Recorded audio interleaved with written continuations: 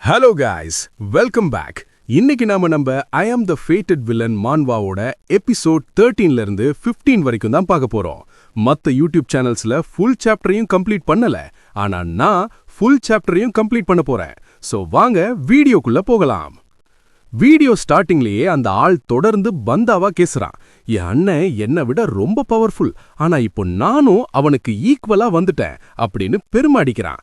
அப்போ உங்க கூட்டத்துல ஒருத்தன், ஊருக்கு துரோகம் பண்ணிட்டு ஒருத்தன் ஓடிட்டானே, அந்த விஷயம் உனக்கு தெரியுமா அப்படின்னு கேக்குறான்.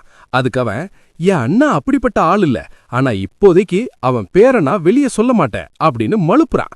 மக்கள் எல்லாம் ஒருவேளை தப்பிச்சு ஓடின அந்த துரோகி இவன் அண்ணனா இருப்பானோ அப்படின்னு சந்தேகப்படுறாங்க.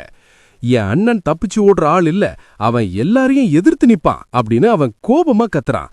மக்கள் இதை நம்பாம கிண்டல் பண்றாங்க. சரியா அந்த நேரத்துல ஒருத்தன், அங்க பாருங்க அது யாரு அப்படின்னு கத்துறான். நம்ம எம்சி கூ ஜாங்கே மாசா உள்ள என்ட்ரி கொடுக்கறான். கூடவே சூக்யுங், லின் குடும்பத்து பொண்ணு எல்லாரும் வராங்க. இத பார்த்து அங்க இருக்கிற மக்கள் எல்லாரும் அப்படியே ஷாக் ஆகி நிக்கறாங்க. எம்சிய பார்த்ததும் பந்தாவா பேசிக்கிட்டு இருந்த அந்த ஆளுக்கு வேர்த்து ஊத்துது. ஐயோ, இவன் என்ன அடையாளம் கண்டுபிடிச்சிட்டா என் கதை முடிஞ்சது, இவன் என்ன சும்மா விடமாட்டான் அப்படின்னு பயத்துல நடுங்குறான். ஆனா நம்ம எம்சி அதையெல்லாம் கண்டுக்காம நேரா பால்கனிக்கு போறான். வாவ், இந்த சிட்டி இங்கிருந்து பார்க்க ரொம்ப சூப்பரா இருக்கு அப்படின்னு அந்த அழக ரசிக்கிறான். லின் குடும்பத்து பொண்ணு இன்னும் பழைய நினைவுகள்ல பயத்திலே இருக்கா. ஏன் இவ்ளோ டென்ஷன் ஆகுற, வாழ்க்கைய ஜாலியா என்ஜாய் பண்ணு அப்படின்னு எம்சி கூலா சொல்றான். மாஸ்டர், உங்க கல்டிவேஷன் லெவல் என்ன அப்படின்னு அவ ஆச்சரியமா கேக்குறா. நம்ம எம்சி கெத்தா ஒரு பதில சொல்றான். நான் இந்த பூமி, வானம் எல்லாத்தையும் தாண்டினவன், என்கிட்ட அழியாத உடம்பு இருக்கு, நான் நினைச்சா என்ன வேணாலும் பண்ணுவேன் அப்படின்னு மாசா பில்டப் கொடுக்கறான். அழியாத உடம்பா அப்படின்னு அந்த பொண்ணு லின்குவான் ஆச்சரியப்படுறா. மாஸ்டர், நீங்க ரொம்ப பவர்ஃபுல், அப்பர் வால்ல இருந்து வந்ததால உங்களுக்கு எவ்வளவு சக்திகள் இருக்கும்னு என்னால நினைச்சு கூட பார்க்க முடியல அப்படின்னு அவ வியந்து போய் சொல்றா. அதெல்லாம் விடு, நீ ரொம்ப டென்ஷனா இருக்கிற மாதிரி தெரியுது, என்ன விஷயம் அப்படின்னு எம்சி கேக்குறான். மாஸ்டர், என் தம்பி ஏன் அப்படி பண்ணா? அவன் முன்னாடி என்கிட்ட ரொம்ப அன்பா இருப்பான், ஆனா திடீர்னு கொஞ்ச நாளா அவ ரொம்ப மாறிட்டான், ஏன் அப்படி அப்படின்னு அவ தன் சந்தேகத்தை கேக்குறா. இதுதான் சரியான நேரம்னு எம்சி ஒரு பிளான் பண்றான். உன் தம்பியோட விஷயத்துல நிறைய குழப்பங்கள் இருக்கு, ஒருவேளை யாரோ ஒருத்தரோட சக்தி அவனுக்குள்ள வந்திருக்கலாம் அப்படின்னு எம்சி ஒரு சந்தேக விதைய விதைக்கிறான். மாஸ்டர், நீங்க என்ன சொல்ல வரீங்க அப்படின்னு அவ பதட்டமா கேக்குறா. உன் தம்பி சமீப காலமா ரொம்ப விசித்திரமா நடந்துக்கிறான்ல, அப்பர் ரெல்ம்ல நிறைய பேர் இன்னொருத்தரோட உடம்ப இப்படி திருடுவாங்க, அதுபோல வேற யாரோ ஒருத்தன் உன் தம்பியோட உடம்புக்குள்ள வந்திருக்கலாம், இதுக்கு வாய்ப்புகள் ரொம்ப அதிகம் அப்படின்னு எம்சி சொல்றான். இத கேட்டதும், என்னது, என் தம்பியோட உடம்பை யாரோ திருடிட்டாங்களா அப்படின்னு அவ அதிர்ச்சியில உறைஞ்சு போறா. அவ முகத்தை பார்த்து எம்சி மனசுக்குள்ள நக்கலா சிரிக்கிறான். நான் இவளுக்கு ஹெல்ப் பண்றதா இவன் நினைச்சுக்கிட்டு இருக்கா, ஆனா அந்த பையன் முழிச்சு பார்க்கும்போது அவன்கிட்ட எந்த பாயிண்ட்ஸும் இருக்கக்கூடாது, அவனை சாகடிக்கிறதுக்கு தான் நான் இதை எல்லாம் பண்றேன் அப்படின்னு வில்லன்தனமா நினைக்கிறான்.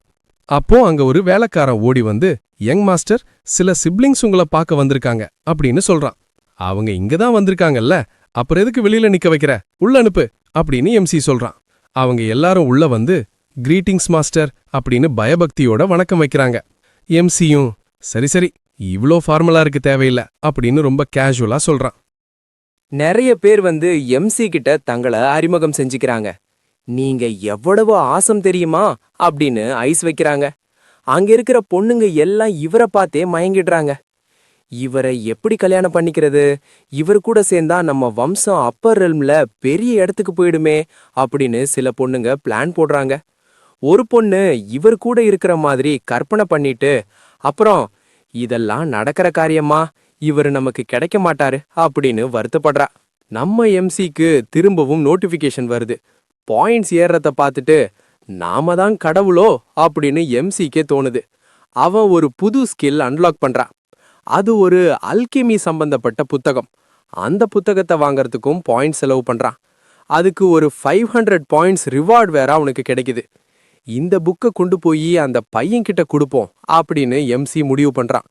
எம்சி அந்த எல்டர் கிட்ட கேக்குறான், இந்த ஏசனுக்கு யாராவது கசின் இல்ல தம்பி இருக்காங்களா அப்படின்னு. அந்த எல்டர், எனக்கு சரியா தெரியலையே மாஸ்டர் அப்படின்னு சொல்றாரு. மத்தவங்க எல்லாம், யங் மாஸ்டர் எதுக்கு அந்த துரோகி ஏசனோட தம்பியை தேடுறாரு அப்படின்னு குழம்புறாங்க. ஆனா எம்சி விடாம, நான் அவனை பத்தி நிறைய கேள்விப்பட்டிருக்கேன் அப்படின்னு சொல்றான். மறுபக்கம் அந்த வாயாடி பையன் பயத்துல செத்துட்டு இருக்கான். ஐயோ, எதுக்கு யங் மாஸ்டர் ஏசனோட தம்பிய தேடுறாரே, இவன் நம்மள பத்தி தெரிஞ்சுக்கிட்டா. அவன் ரொம்ப பயப்படுறான். இனி என்ன நடக்கும் அப்படின்னு யோசிச்சுட்டு இருக்கும்போது ஒருத்தன் கத்துறான், டேய், நீ எதுக்கு பின்னாடி ஒளிஞ்சு நிக்கிற? அந்த ஏசன் உன் 2வது அண்ணன் தானே, முன்னாடி வா அப்படின்னு போட்டு கொடுத்துட்டான். அந்த பையனுக்கு பயத்துல அப்படியே நடுங்குது. நண்பன் அப்படின்னு நினைச்சா இவன் இப்படி பாம்பா மாறிட்டானே அப்படின்னு அவன் நினைக்கிறான். நம்ம எம்சி நினைக்கிறான், தம்பி, உன் அதிர்ஷ்டம் இதோட முடிஞ்சுது, உன் விதியையே நான் இப்போ அழிக்க போறேன். எல்லாரும் அவனை பார்க்கறாங்க. இவன்தானா அவன் அப்படின்னு பேசிக்கிறாங்க. அந்த பையன் வேர்த்து விறுவிறுக்க நிக்கிறான். எம்சி கேக்குறான், நீ யாருன்னு எனக்கு தெரியும், நீ அவனோட தம்பி மாதிரி தான், அவன் எங்க இருக்கான்னு என்கிட்ட சொல்லு அப்படின்னு கேக்குறான். ஆனா அவன், யங் மாஸ்டர், எனக்கு அவனை தெரியாது, நீங்க யார சொல்றீங்க அப்படின்னு துணிஞ்சு போய் சொல்றான். திடீர்னு எம்சி கிட்ட இருந்து ஒரு பயங்கரமான பிரஷர், சக்தி வெளியே வருது. அந்த இடமே அதிருது. எம்சி ஒரு கொடூரமான பார்வையோட சொல்றான், உண்மைய சொல்லு, இல்லன்னா இன்னைக்கு இந்த இடத்துல எதுவுமே மிஞ்சாது அப்படின்னு மிரட்டுறான். அங்க இருக்கிறவங்க எல்லாம் அந்த சக்தியை பார்த்தே நடுங்குறாங்க. ஒருத்தன் நினைக்கிறான், ஐயோ, நான் இவன் கூட சேர்ந்து ஏதோ தப்பு பண்ண விஷயம் தெரிஞ்சா என் கதையும் முடிஞ்சிரும் அப்படின்னு பயப்படுறான். நிஜமாவே எனக்கு அவனை தெரியாது, அந்த பேரை கூட நான் கேட்டதில்ல அப்படின்னு அவன் திரும்பவும் கெஞ்சுறான். யங் மாஸ்டர், எங்களை மன்னிச்சிருங்க, நான் எதுவும் பண்ணல அப்படின்னு கால்ல விழாத குறையா கதறான். அப்போ இன்னொருத்தன் கத்துறான், டேய், நீ எதுக்கு அந்த துரோகிக்காக இவ்வளவு தூரம் பேசுற, உண்மையை சொல்லு அப்படின்னு அவனை திட்டுறான். யங் மாஸ்டர், இவன் ஏதோ தப்பு பண்றான், இவனை மன்னிச்சிடுங்க அப்படின்னு அங்க ஒருத்தன் கெஞ்சுறான். ஆனா அந்த பையன் திடீர்னு கத்துறான், டேய், வாய மூடு, ஏச்சன் என் அண்ணன் தான், அவன் மேல எந்த தப்பும் இல்ல அப்படின்னு அவன் உண்மையை ஒத்துக்கிறான். பாத்தியா, உண்மை தானாவே வெளியே வந்துருச்சு அப்படின்னு நம்ம எம்சி ஒரு கொடூரமான பார்வையோட சொல்றான்.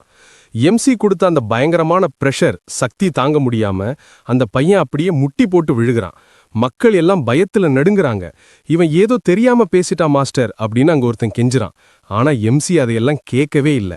ஓல்ட் மிங் அப்படின்னு ஒரு குரல் கொடுக்கறான். உடனே அங்க ஒரு கருப்பு உடை அணிந்த மர்ம மனிதன் வரான். அப்பர் ரெல்ம்ல இருக்கிற ஒருத்தன் இவருக்கு வேலைக்காரனா இருக்கானா, அப்ப இவர் எவ்வளோ பெரிய ஆளா இருப்பாரு அப்படின்னு அங்க இருக்கிற மக்கள் மிரண்டு போறாங்க.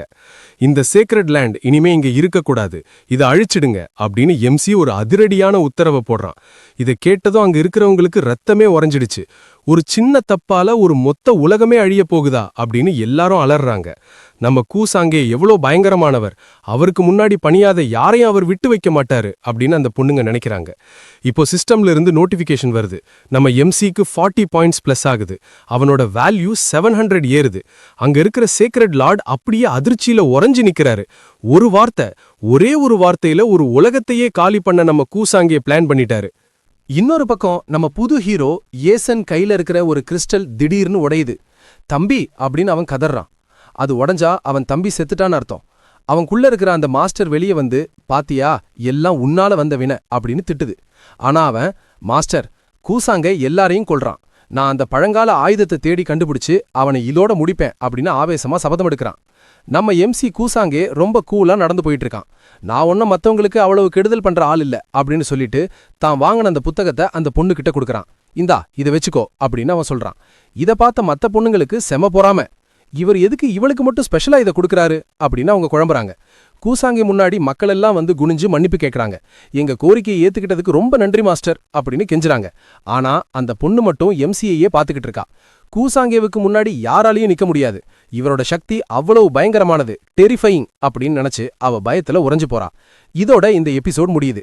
இந்த வீடியோ உங்களுக்கு பிடிச்சிருந்தா மறக்காம அந்த லைக் பட்டனை தட்டிடுங்க. அப்படியே நம்ம சேனலுக்கு புதுசா வந்திருந்தா அந்த சப்ஸ்கிரைப் பட்டனை அழுத்திட்டு பக்கத்துல இருக்கிற பெல் ஐகானையும் தட்டிடுங்க. அப்பதான் அடுத்தடுத்த மாசான அப்டேட்ஸ் உங்களை தேடி வரும். அடுத்த வீடியோல உங்களை சந்திக்கிறேன். Tata, bye bye.